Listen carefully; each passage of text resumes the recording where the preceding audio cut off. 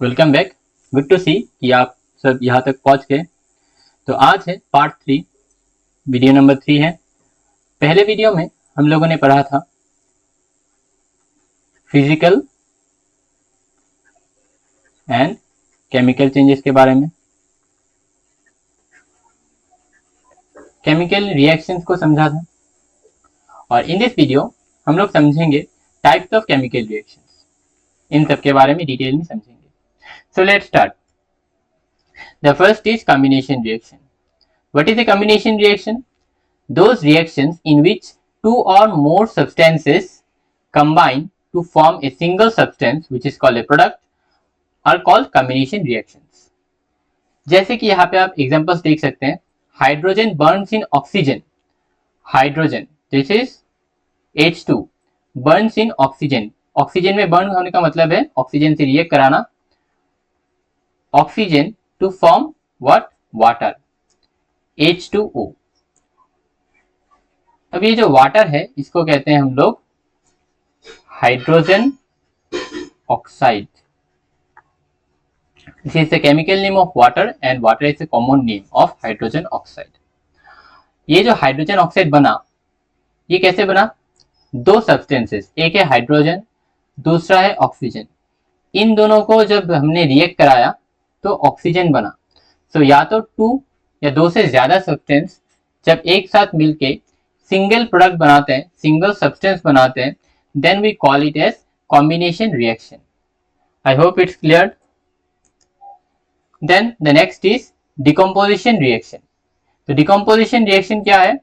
Those reactions in which compound splits, मतलब टूटना, splits up into two or more simpler substances are known as decomposition reaction. तो decomposition reaction क्या होता है कि एक ही कंपाउंड है, उसको आपने तोड़ा, वो टूट के दो या दो से ज्यादा कंपाउंड बना, that is called a decomposition reaction. A decomposition reaction is just the opposite of a combination reaction. तो कॉम्बिनेशन रिएक्शन में क्या था? दो कंपाउंड से हाइड्रोजन और ऑक्सीजन से क्या बना? वाटर बना। लेकिन यहाँ पे क्या है? डिकम्पोजिशन में एक ही कंपाउंड से दो या तीन बन रहा है। So it's only vice versa, right? पूरा ही उल्टा है। So decomposition is the opposite of combination reaction. तो चलिए, जो डिकम्पोजिशन रिएक्शन है ये कैसे करते हैं? कि decomposition reaction can be performed in 3 ways, using heat, using light और यूजिंग इलेक्ट्रिसिटी। तो तीनों के कुछ एग्जांपल्स देख लेते हैं। Thermal decomposition. तो जब भी हम लोग किसी भी कंपाउंड को डिकम्पोज करते हैं, मतलब टूट स्प्लिट करते हैं या फिर तोड़ते हैं, that can be done with the help of heat. You supply heat and the compound will be broken down into 2 or 3 substances. So when a decomposition reaction is carried out by heating, it is called thermal decomposition. Thermal means heat. Thermal means heat. Now you see there is an example. When calcium carbonate is heated, calcium carbonate क्या होता है? Calcium का Ca, carbonate का CO3. This is how the calcium carbonate forms. Is heated. That means you give heat to calcium carbonate, very high temperature. It decomposes to give calcium oxide and carbon dioxide. What is calcium oxide? Oxide means one oxygen and calcium means Ca. So calcium oxide and carbon dioxide gas is given out or evolved. Last video में हम लोगों ने exothermic और endothermic के बारे में पढ़ा था, राइट? सो ये रिएक्शन बताइए कमेंट सेक्शन में कि ये एक्सोथर्मिक रिएक्शन है या एंडोथर्मिक रिएक्शन है। नेक्स्ट चलते हैं डिकम्पोजिशन बाय इलेक्ट्रिसिटी। तो जैसे ही when electric current is pass through acidified water, it decomposes to give hydrogen and oxygen. जो कॉम्बिनेशन रिएक्शन में एक एग्जांपल था वो क्या था कि हम लोगों ने H2 लिया था, O2 लिया था, वाटर बना, हाइड्रोजन ऑक्साइड बना। यहाँ पे क्या कर रहे हैं हम लोग? वाटर को लिया, उसमें हम लोगों ने इलेक्ट्रिसिटी पास किया और वाटर किस में टूटा? हाइड्रोजन और ऑक्सीजन में टूट गया। This is what A decomposition reaction by heat means. तो यहाँ पे भी आप लोग देख सकते हैं कि जो कॉम्बिनेशन रिएक्शन है और जो डिकम्पोजिशन रिएक्शन है दोनों ही एक दूसरे का उल्टा है। Next is decomposition by light. Light को यूज करके हम लोग किसी भी कंपाउंड को ब्रेक कर सकते हैं। जैसे कि यहाँ पे एग्जांपल लें सिल्वर क्लोराइड। सिल्वर क्लोराइड क्या होता है? AgCl। सिल्वर क्लोराइड को एक्सपोज टू लाइट, मतलब आप बाहर धूप में रख दे तो सनलाइट मिलेगा, या फिर बल्ब के सामने भी रख दे, रात को बल्ब के सामने भी रख दे तो भी रिएक्शन कर जाता है। तो it decomposes to form silver metal and chlorine gas. तो क्या देगा ये?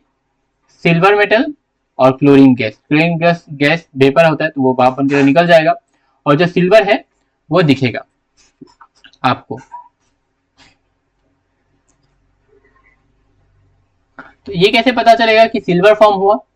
जो ये सिल्वर क्लोराइड है ये होगा व्हाइट कलर का, लेकिन जैसे ही आपने इसके धूप में रखा 10 to 15 मिनट्स के लिए तो क्या हो जाएगा? ये इसका कलर चेंज होकर ग्रे हो जाएगा। That means what? Silver is formed.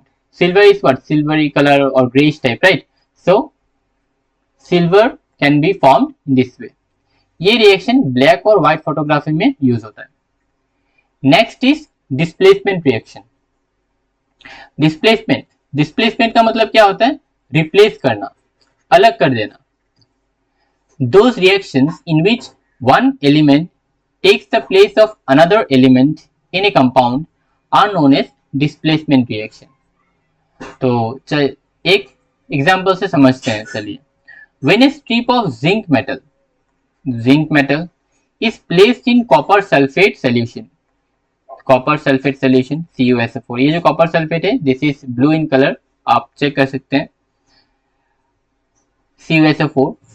तो जैसे इन दोनों को आपने रिएक्ट कराया, जिंक सल्फेट बनेगा और कॉपर अलग हो जाएगा।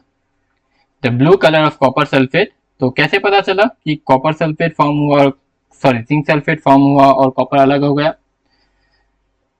ये जो ब्लू कलर का था copper sulphate, this will become colourless and then it indicates that copper is being replaced by the element zinc.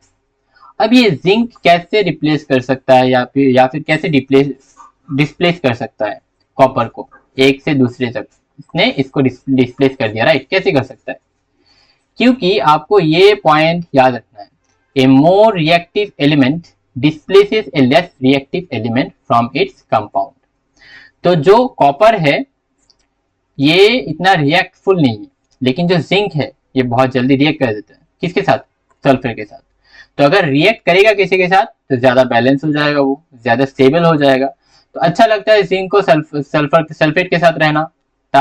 Sulphate को कॉपर से ज्यादा जिंक के साथ रहने में ज्यादा अच्छा लगता है। तो सल्फेट क्या करेगा? जिंक को अपनी तरफ खींच लेगा, कॉपर को दूर कर देगा। That is why you have to remember, जो रिएक्टिव एक केमिकल रिएक्शन में जो एलिमेंट ज्यादा रिएक्टिव होगा वही रिप्लेस कर सकता है, लेकिन ये बैक रिएक्शन नहीं होगा। इस तरफ रिएक्शन नहीं होगा। क्यों नहीं होगा? क्योंकि जो कॉपर है ये जिंक को रिप्लेस नहीं कर सकता क्योंकि ये लेस रिएक्टिव है। ऐसे ही आप अगर आयरन लेते हैं, जिंक की जगह आयरन लेते हैं तो बनेगा FeSO4 बनेगा। यहाँ पे तो CuSO4 है ही, SO4 बनेगा। फिर से क्या? Fe जो आयरन है वो ज्यादा रिएक्टिव है कॉपर से। Okay, so remember this point. Next is double displacement reaction.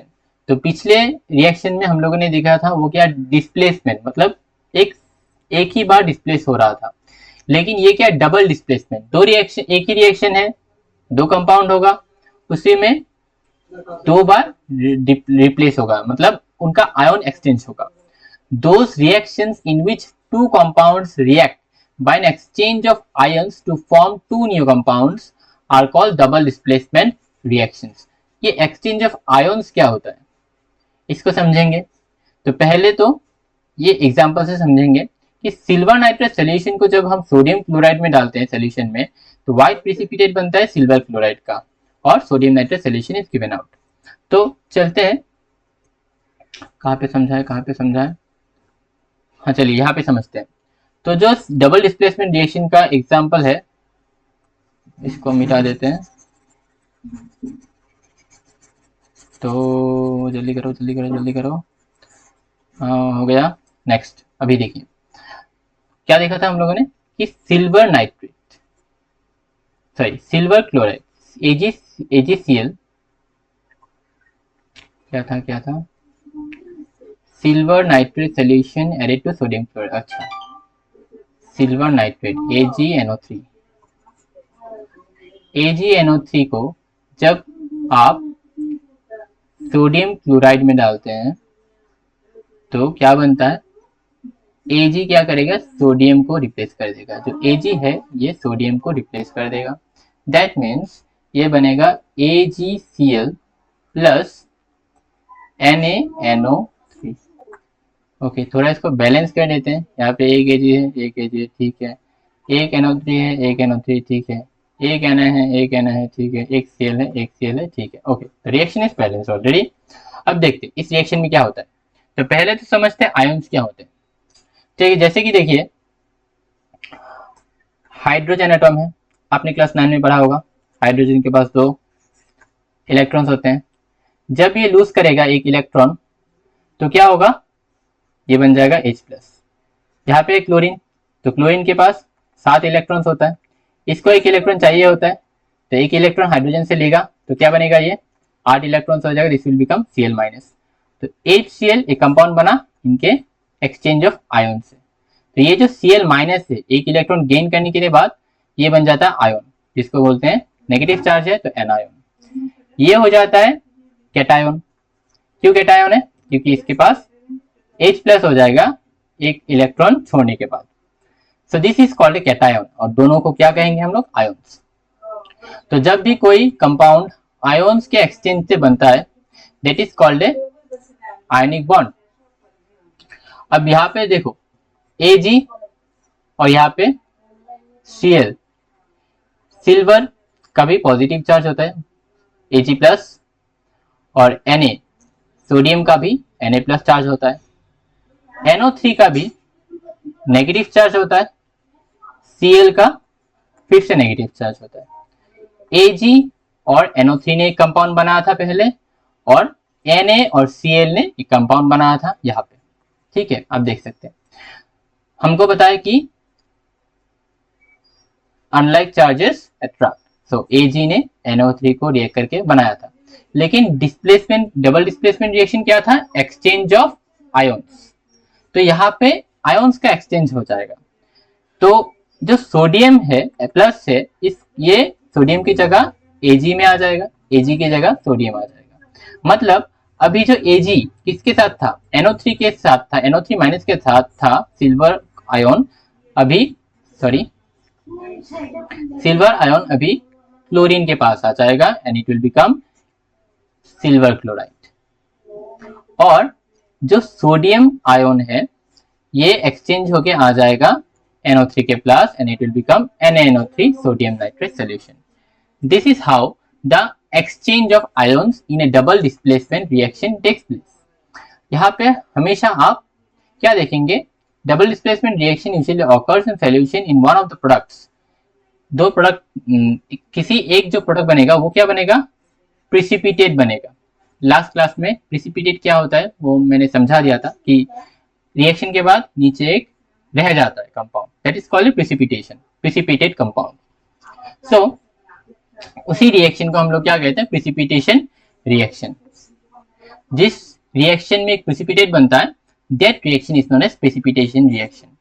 तो आप लोग बोल सकते हैं कि जो डबल डिस्प्लेसमेंट रिएक्शंस होते हैं वो प्रिसिपिटेशन रिएक्शंस भी हो सकते हैं। वहां पे हमेशा दो कंपाउंड इस एक्वस सॉल्यूशन में मिलेगा और उनको रिएक्ट कराने के बाद वो प्रिसिपिटेट बन जाते हैं ज्यादातर केसेस में।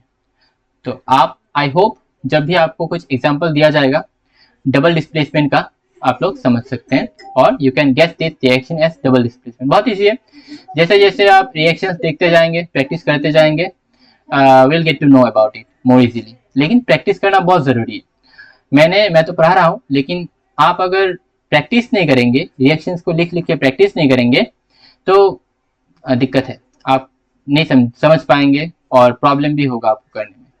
ठीक है, तो बढ़ते हैं नेक्स्ट टॉपिक की तरफ, जो कि है oxidation and reduction.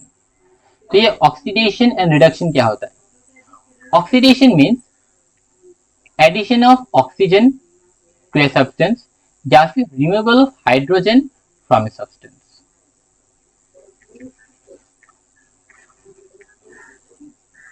The reduction means, तो ऑक्सीडेशन क्या होता है कि भी किसी भी सब्सटेंस में अगर उसमें ऑक्सीजन ऐड हुआ है देन इट्स कॉल्ड ऑक्सीडेशन, या फिर इसका उल्टा, हाइड्रोजन अगर रिमूव हुआ है तो ये ऑक्सीडेशन है। रिडक्शन है ऑक्सीडेशन का उल्टा। अगर उससे हाइड्रोजन ऐड हुआ है या फिर ऑक्सीजन रिमूव हुआ है then we will call this as reduction. जैसे देखिए, कार्बन को मैंने ऑक्सीजन के साथ रिएक्ट कराया तो बना कार्बन डाइऑक्साइड। तो कार्बन में क्या ऐड किया मैंने? ऑक्सीजन ऐड किया।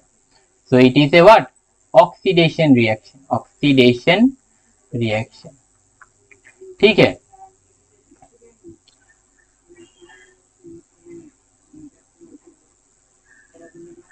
तो और कुछ एग्जांपल्स देखते हैं। जैसे कि और एक एग्जांपल है CuO, कॉपर ऑक्साइड। ये क्या है? Copper oxide. कॉपर ऑक्साइड को जब हमने ऑक्सीजन हाइड्रोजन के साथ रिएक्ट कराया, ये बना कॉपर और हाइड्रोजन, वाटर। तो जब कॉपर से हाइड्रोजन क्या हुआ? रिमूव हो गया। कॉपर ऑक्साइड से प्रोडक्ट में क्या बना? कॉपर बना। ऑक्सीजन रिमूव हो गया ना, वो जाके वाटर के साथ ऐड हो गया, वाटर हाइड्रोजन के पास ऐड हो गया। तो it is what? Removal of hydrogen. तो यहाँ पे क्या हो रहा है? Copper oxide to copper, this is what? Reduction is taking place. लेकिन यहाँ पे क्या हो रहा है? देखिए, हाइड्रोजन टू वाटर, यहाँ पे क्या हो रहा है? इट इज हाइड्रोजन में ऑक्सीजन ऐड हो रहा है, ऑक्सीजन ऐड हो रहा है, ऑक्सीजन ऐड हो रहा है। So it is what? Oxidation is taking place. तो और एक चीज याद रखिए, जो compound, this compound is getting reduction, ये यहाँ पे रिडक्शन हो रहा है, तो जो कंपाउंड रिडक्शन जाता है that compound is called reduced. तो यहाँ पे क्या हो रहा है? CuO, copper oxide is reduced, और जो कंपाउंड ऑक्सीडेशन जाता है that compound is known as oxidised. So H2 is oxidised, जहां पे ऑक्सीडेशन हो रहा है वो होता है ऑक्सीडाइज्ड। और यहाँ पे हाइड्रोजन एक्ट कर रहा है as an reducing agent. Agent क्या होता है? जो दूसरों के काम करते हैं, और CuO है ऑक्सीडाइजिंग एजेंट, ऑक्सीडाइजिंग एजेंट। तो देखिए, यहाँ पे जो रिड्यूस्ड हुआ, ये रिड्यूस किस लिए हुआ? क्योंकि इसने इस हाइड्रोजन को हेल्प किया ऑक्सीडाइज्ड होने में। तो इसीलिए कॉपर ऑक्साइड ने ऑक्सीडाइज किसको किया? हाइड्रोजन को। सो इसीलिए ये है ऑक्सीडाइजिंग एजेंट। या फिर इसका उल्टा देखिए, हाइड्रोजन में वाटर, ऑक्सीजन तो ऐड हुआ, तो कैसे हुआ? क्योंकि ये प्रेजेंट था, तो हाइड्रोजन ने इसको मजबूर किया ऑक्सीजन रिमूव करने के लिए, तो इसने इसको रिड्यूस कराया, तो ये हेल्प किया इसने। तो this will be called as reducing agent. Short way में जो रिड्यूस होता है वो होता है ऑक्सीडाइजिंग एजेंट, और जो ऑक्सीडाइज होता है वो होता है रिड्यूसिंग एजेंट। याद रखना, आप लोग एग्जाम में बहुत बार पूछा जाता है ये चीज, ठीक है। तो आप यहाँ पे इस रिएक्शन में बताइए 4Na सोडियम प्लस ऑक्सीजन बना सोडियम ऑक्साइड। तो यहाँ पे सोडियम क्या है, ऑक्सीडाइजिंग एजेंट है या रिड्यूसिंग एजेंट है, और ये क्या रिएक्शन है, रिडक्शन हुआ या फिर ऑक्सीडेशन हुआ, आप कमेंट सेक्शन में आंसर दीजिए। तो मैंने जो भी बताया था लास्ट स्लाइड में जो एक्सप्लेन किया था वही है। The substance which gives oxygen for oxidation is called an oxidising agent. Oxygen देता है ना तो उसको ऑक्सीडाइज करता है, तो इसीलिए वो ऑक्सीडाइजिंग एजेंट दूसरे कंपाउंड को। सेम इज रिड्यूसिंग एजेंट, आप इसको पढ़ लेना, स्क्रीनशॉट ले लेना, नोट्स के काम आएगा आपके। The substance which gets oxidise is the, मैंने जो शॉर्ट फॉर्म बताया था, जो ऑक्सीडाइज है वो रिड्यूसिंग एजेंट होता है, और जो रिड्यूस होता है वही ऑक्सीडाइजिंग एजेंट होता है। सो आप अगर अभी तक यहाँ तक आ गए, थोड़ा लंबा वीडियो खींच के आइए, लेकिन शायद आपको इन्फॉर्मेटिव लगा होगा। तो आप अगर यहाँ तक पहुँच गए तो कॉन्ग्रेचुलेशन टू यू। और अगर आपको वीडियो अच्छा लगा तो लाइक कीजिए, सब्सक्राइब कीजिए, और दोस्तों के साथ शेयर भी कर दीजिए तो उनको भी हेल्प हो जाएगा। Thank you for watching.